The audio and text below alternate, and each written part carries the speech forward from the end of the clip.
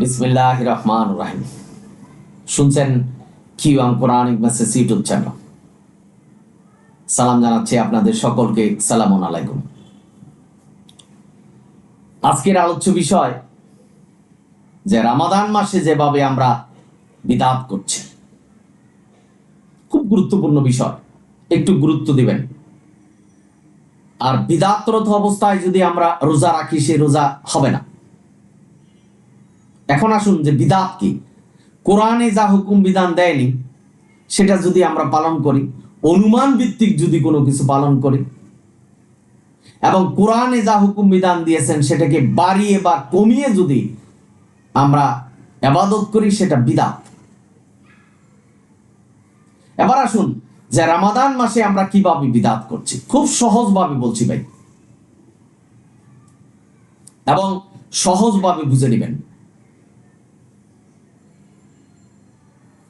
এই রমাদান মাসে সবচেয়ে বড় বিদআত করছি আমরা তারাবির নামাজ। সালামুন আলা মুহাম্মদ কিয়ামুল লাইল, অর্থাৎ রাতের নামাজ পড়তেন, সেটা রমাদান মাসে এবং রমাদান মাসের বাইরে। সুতরাং কিয়ামুল লাইল আমরা পড়তে পারবো, কিন্তু এই যে তারাবির নামাজ যে ভঙ্গিতে পড়ছেন,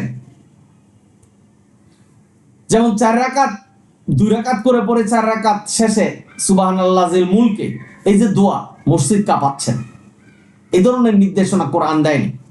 তারাবির নামাজ পড়লে পিছনের সব গুনাহ মাফ হয়ে যাচ্ছে, তারাবির নামাজ না পড়লে রোজা হচ্ছে না, এই ধরনের নির্দেশনা কোরআন দেয়নি। সুতরাং এটা বিদআত। আল্লাহ তারাবির নামাজের নির্দেশনা কোরআনে দেয়, এটা বিদআত। তবে কিয়ামুল লাইল, যেটা রাতের নামাজ, আপনি পড়তে পারবেন, যে কোনো রাকাত পড়তে পারবেন। আশা করি বুঝতে পারছেন। 2 নম্বর হলো মাজারে যাওয়া। এই রমাদান মাসে এটা সবচেয়ে বেশি হচ্ছে, এবং প্রতি বৃহস্পতিবারে মাজারে যাচ্ছেন মানুষ রুটিন করে।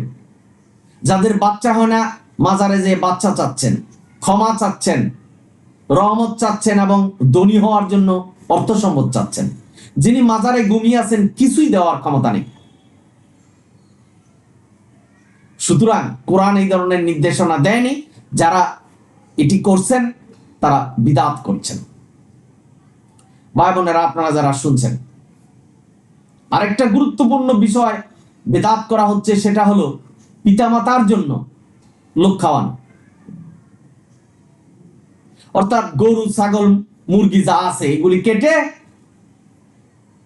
লোক খাওয়াবে, পিতামাতার জন্য দোয়া করবেন, সম্মিলিত দোয়া করবেন।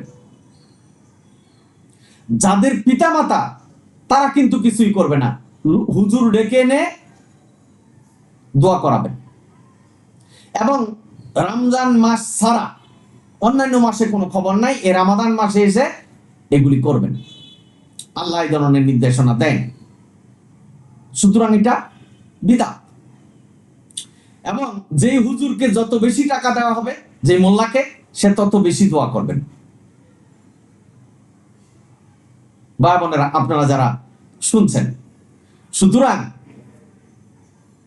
অকুর রাব্বির হামহুমা কামা রাব্বায়ানি সাগিরা, এটা হলো পিতামাতা যখন জীবিত থাকে তখন দোয়া করো। কারণ কোরআন জীবিত মানুষের জন্য, মৃত মানুষের জন্য নয়। যাদের মৃত্যু হয়েছে তাদেরকে শোনানো যাবে না, এবং যাদের মৃত্যু হয়েছে তাদের পাপ পুণ্যের খাতা বন্ধ হয়ে গেছে। আল্লাহর এই হুকুমকে, আল্লাহর এই আদেশকে অমান্য করে তারা গরু, ছাগল, মুরগি কেটে সমাজের বিত্তশালী লোকদেরকে ডেকে খাওয়াবেন, এবং সম্মিলিত মোনাজাত করবেন, একত্রে ডেকে ডেকে মোনাজাত করবেন, তার পিতামাতার কবরের যেন গুনাহ মাফ হয়ে যায়। এই ধরনের নির্দেশনা কোরআন দেয়নি। সুতরাং এটা বিদআত।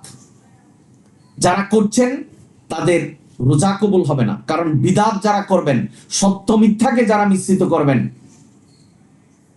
তারা পথভ্রষ্ট হবেন।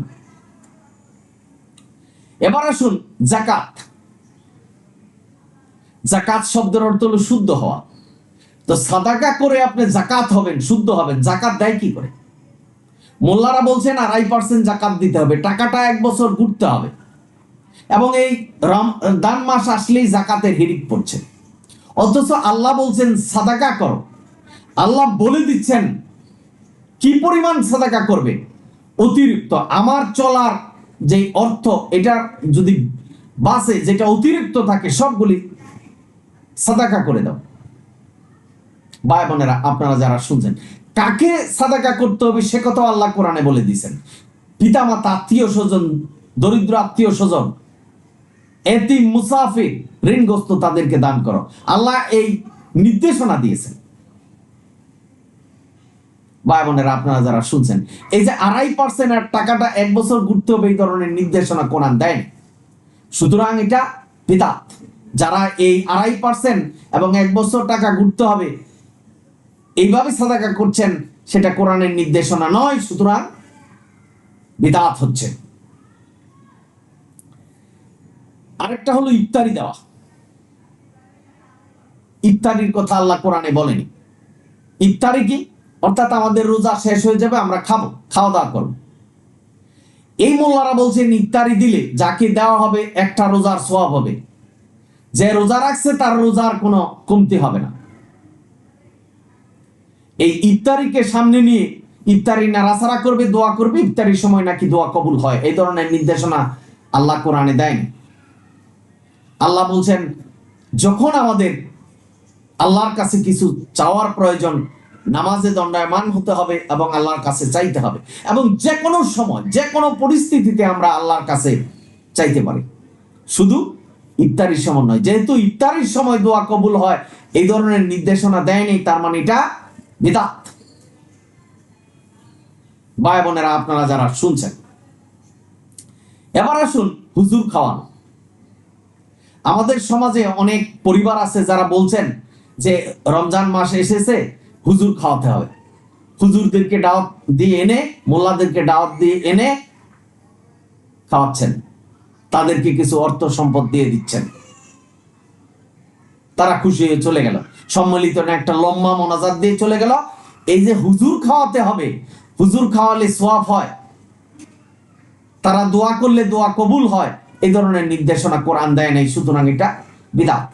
যারা মনে করছেন যে এই রমাদান মাসে মোল্লাদেরকে ডেকে এনে খাওয়াতে হবে নির্দেশনা, তার চেয়ে বরং যারা অসহায় দরিদ্র আছে তাদেরকে দান করুন, এবং যারা রাস্তায় আছে না খেয়ে আছে তাদেরকে দাওয়াত দিয়ে খাওয়ান। এই আলেমদের চেয়ে, এই মোল্লাদের চেয়ে সওয়াব বেশি পাবেন। কারণ আল্লাহ সাদাকা করার জন্য বলছেন, দরিদ্রকে দান করতে বলছেন। আপনি টাকা পয়সা দেন, খাবার দেন, যা কিছু দেন, আল্লাহ নির্দেশনা পালন করুন। কিন্তু মোল্লাদেরকে ডেকে এনে খাওয়ানোর কোন নির্দেশনা আল্লাহ দেন। এবার আসুন মিলাদ, সবচেয়ে গুরুত্বপূর্ণ বিষয়, যে রমাদানে আমরা বিদআত করছি। মিলাদ নামে কোন ইবাদতের কথা কোরআন আল্লাহ বলেনি। ইয়া নবী সালাম মালাইকা, দূরে সবাই মিলে মিলাদ পড়ছেন, পরিবারের মুরব্বী যারা আছে, যারা মৃত্যুবরণ করছেন, সবার জন্য দোয়া চাচ্ছেন, আলেমরা দোয়া করছেন, মোল্লারা এসে দোয়া করছেন এবং টাকা পয়সা নিয়ে গেছেন, তাদেরকে খুশি করে দিচ্ছেন। এই যে নির্দেশনা, এটা আল্লাহ দেয়নি, এটা এই রমাদান মাসে সবচেয়ে বেশি হচ্ছে।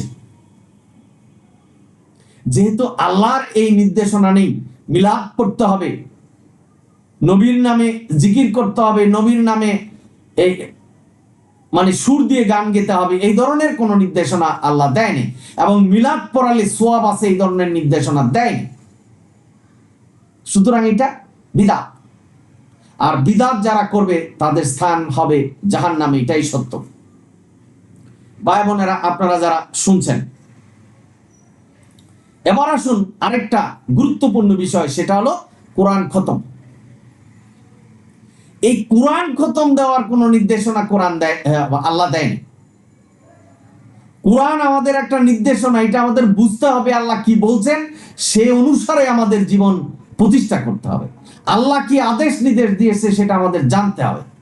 কোরআন খতমের কোন নির্দেশনা আল্লাহ দেয়নি, বা এই কোরআন খতম দিলে আমাদের সওয়াব হচ্ছে, এই ধরনের নির্দেশনাও দেয়নি। আবার এই কোরআন খতম দিয়ে কি করছেন, কোরআনের বসকিয়া দিচ্ছেন। গ্রাম্য ভাষায় বলছে, সকলের জন্য বলছে। এবং কেউ 30 খতম, 50 খতম, 100 খতম দিচ্ছেন।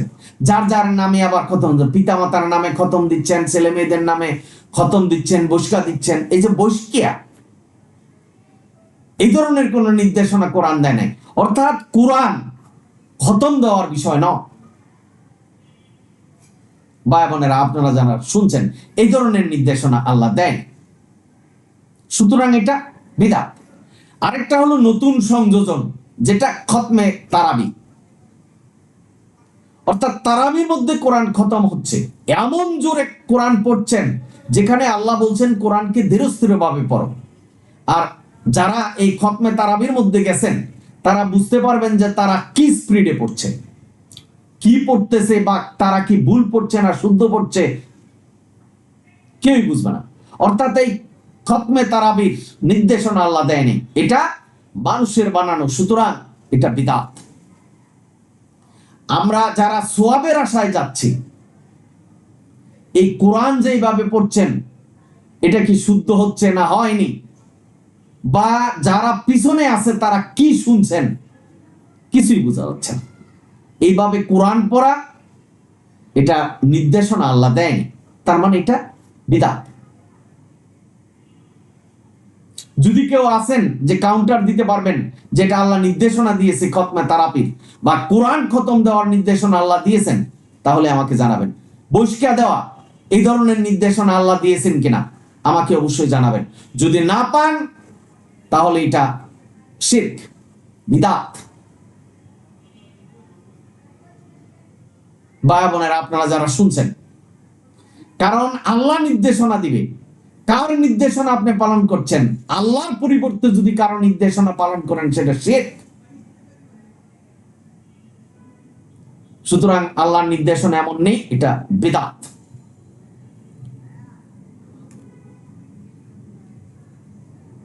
ভাই বোনেরা, আপনারা যারা শুনছেন,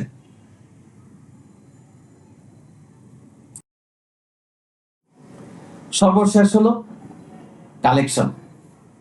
এ মাসে প্রচুর পরিমাণে কালেকশন হচ্ছে।